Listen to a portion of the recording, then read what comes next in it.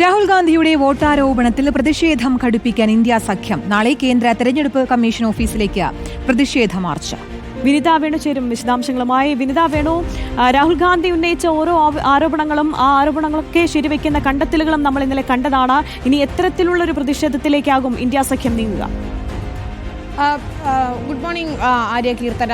രാഹുൽ ഗാന്ധി ഉന്നയിച്ച ആരോപണങ്ങൾ അത് വളരെ ഗൗരവത്തോടെ എടുത്തുകൊണ്ട് ശക്തമായ പ്രതിഷേധം കേന്ദ്ര സർക്കാരിനെതിരെയും തെരഞ്ഞെടുപ്പ് കമ്മീഷനെതിരെയും BJPക്കെതിരെയും നടത്താൻ തന്നെയാണ് ഇന്ത്യ സഖ്യത്തിന്റെ നീക്കം. ഇതിൽ കോൺഗ്രസിന് പൂർണ്ണ പിന്തുണ ഇന്ത്യ സഖ്യം നൽകുന്നു. നമുക്കറിയാം, കഴിഞ്ഞ ദിവസം രാഹുൽ ഗാന്ധിയുടെ വസതിയിൽ തന്നെ ഇന്ത്യ സഖ്യത്തിന്റെ നേതാക്കളെ വിളിച്ചുകൊണ്ട് താൻ ഉന്നയിച്ച ആരോപണങ്ങളിൽ വ്യക്തത വരുത്തിയതുമാണ്. അതുകൊണ്ട് തന്നെ വ്യാപകമായ ക്രമക്കേട് നടന്നു എന്ന കാര്യത്തിൽ സംശയമില്ല ഇന്ത്യ സഖ്യത്തിലെ മറ്റു പാർട്ടികൾക്കും. മാത്രമല്ല, ആം ആദ്മി പാർട്ടിയും ഇതിനെ പിന്തുണച്ചുകൊണ്ട് രംഗത്തെത്തിയെന്നതും ശ്രദ്ധേയമാണ്. ഏതായാലും ദില്ലിയിൽ കേന്ദ്ര തെരഞ്ഞെടുപ്പ് കമ്മീഷൻ ഓഫീസിലേക്ക് നാളെ പ്രതിഷേധ മാർച്ച് നടത്തുകയാണ്. ഇതൊരു വലിയ പരിപാടിയായി ശക്തി പ്രകടനമാക്കി നടത്താൻ തന്നെയാണ് തീരുമാനം.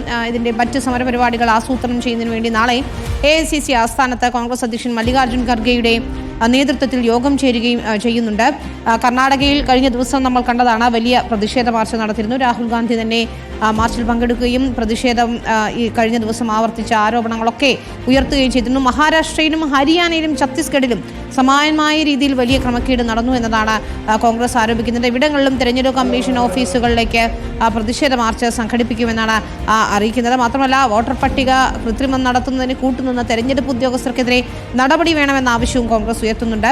നിയമ നടപടികൾക്കും ഒരുങ്ങുകയാണ്. എന്നാൽ രേഖാമൂലം പരാതി നൽകണമെന്ന നിലപാടിൽ ഉറച്ചു നിൽക്കുകയാണ് തെരഞ്ഞെടുപ്പ് കമ്മീഷൻ. പ്രധാനമന്ത്രി ഉൾപ്പെടെയുള്ള നേതാക്കൾ ഇതിൽ പ്രതികരിച്ചിട്ടില്ല എന്നതും ശ്രദ്ധേയമാണ്. ചില മന്ത്രിമാർ ഇതിനെ തള്ളിക്കളഞ്ഞു എന്നതിനപ്പുറം ശക്തമായൊരു പ്രതികരണമോ രാഹുൽ ഗാന്ധിക്ക് ഒരു മറുപടിയോ മറ്റ് കേന്ദ്രങ്ങളിൽ നിന്ന് വന്നിട്ടില്ല എന്നതും ശ്രദ്ധേയമാണ്. ഇതിൽ കർണാടകയിലെ ക്രമക്കേടായിരുന്നു അതിരൂക്ഷമായി രാഹുൽ ഗാന്ധി ഉയർത്തിയത്. ഇതിൽ കൂടുതൽ നിയമ നടപടികളിലേക്ക് കടക്കാൻ തന്നെയാണ് തീരുമാനം. ഏതായാലും 2 വർഷം മുൻപ് പരാതി നൽകിയിട്ടും ഒരു നടപടിയും എടുത്തില്ല എന്നാണ് കോൺഗ്രസിന്റെ ആരോപണം. പക്ഷേ പരാതി ലഭിച്ചിട്ടില്ല എന്നതാണ് കർണാടക മുഖ്യ തെരഞ്ഞെടുപ്പ് ഓഫീസറുടെ ഓഫീസിൽ നിന്നും പ്രതികരണമായി വരുന്നത്. നമുക്കറിയാം, 2023 നിയമസഭാ തെരഞ്ഞെടുപ്പിൽ H. നാഗേഷ് ആയിരുന്നു മഹാദേവപുരയിൽ കോൺഗ്രസ് സ്ഥാനാർത്ഥി. മുൻ മന്ത്രി അരവിന്ദ് ലിംബാവലിയുടെ ഭാര്യ S. മഞ്ജുള ലിംബാവലിയായിരുന്നു BJP രംഗത്തിറക്കിയത്. അങ്ങനെ വലിയ രീതിയിൽ ക്രമക്കേട് നടന്നു എന്നത് തന്നെയാണ് കോൺഗ്രസിന്റെ ആരോപണമായി വരുന്നത്. ഏതായാലും പ്രതിഷേധം കടുപ്പിക്കും, ഒപ്പം നിയമ പോരാട്ടവുമായി മുന്നോട്ട് പോകുമെന്നതാണ് ഏറ്റവും പ്രധാനപ്പെട്ട കാര്യം. ബീഹാർ ഉൾപ്പെടെയുള്ള വിവിധ ഇടങ്ങളിൽ നിയമസഭാ തെരഞ്ഞെടുപ്പ് അടുക്കാനിരിക്കെ ഇത് ശക്തമായൊരു പ്രചരണമായി ഉയർത്തുന്നതിനും ഒപ്പം വോട്ടർ പട്ടികകളിൽ കൂടുതൽ പരിശോധന നടത്തുന്നതിനും അപ്പോൾ അതത് സംസ്ഥാനങ്ങളിൽ തന്നെ പരിശോധന നടത്തുന്നതിനും വേണ്ടിയുള്ള പ്രത്യേക സംഘത്തെ രൂപീകരിക്കുന്നതിനും വേണ്ടിയാണ് കോൺഗ്രസ് ശ്രമിക്കുന്നത്. ആര്യ കീർത്തനം.